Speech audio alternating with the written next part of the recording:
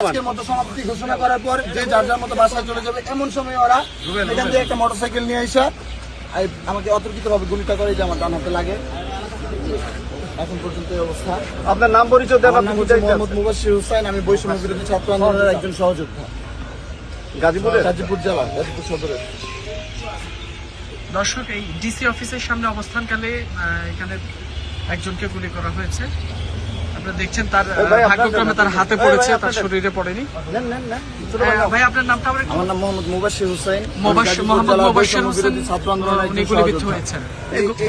মাত্র 10 মিনিট আগে আমি মিডিয়াকে ব্রিফিং দিচ্ছিলাম আজকের কর্মসূচিতে কি কি ঘটলো এবং আমাদের প্রশাসনের কাছে কি প্রত্যাশা নিয়ে জাস্ট ব্রিফিংটা শেষ করে এখান থেকে আমরা আবার আমাদের যে ছাত্র ভাইরা আহত হয়েছে তাদেরকে দেখতে যাব, এইটা নিয়ে বের হচ্ছিলাম। এই মুহূর্তে অতর্কিতভাবে মোটরসাইকেল একটা যায়, যতটা আমি লক্ষ্য করেছি যে আমাকে ক্রস করে যায় আর এই মুহূর্তে আমার হাতে এই গুলিটা করে।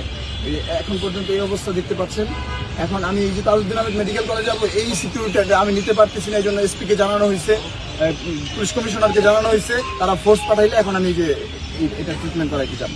এখন পর্যন্ত এইটুকুই, এই বেশি কিছু বলার নাই। আচ্ছা, আপনারা তো এখানেই ছিলেন, আপনারাও তো ছিলেন, ঘটনা কি হয়েছে একটু বলেন। ঘটনাটা, প্রোগ্রাম তো আমাদের শেষ, সাংবাদিক সম্মেলনও শেষ, আমরা এখানে সাংবাদিক সাথে আমরা একত্রে দাঁড়িয়েছিলাম।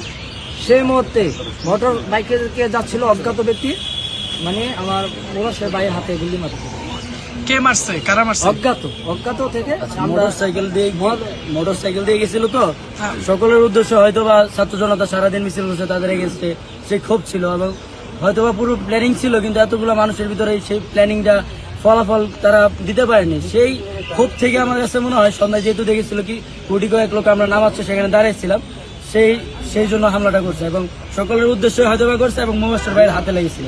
আমি অপোজিটে দাঁড়াইছিলাম, আল্লাহর মধ্যে বেঁচে গেছি। মুবাশশির ভাই হাতে লেগেছিল, যদি শরীর লাগতো তাহলে আরো ভয়াবহ অবস্থা হতে হতো।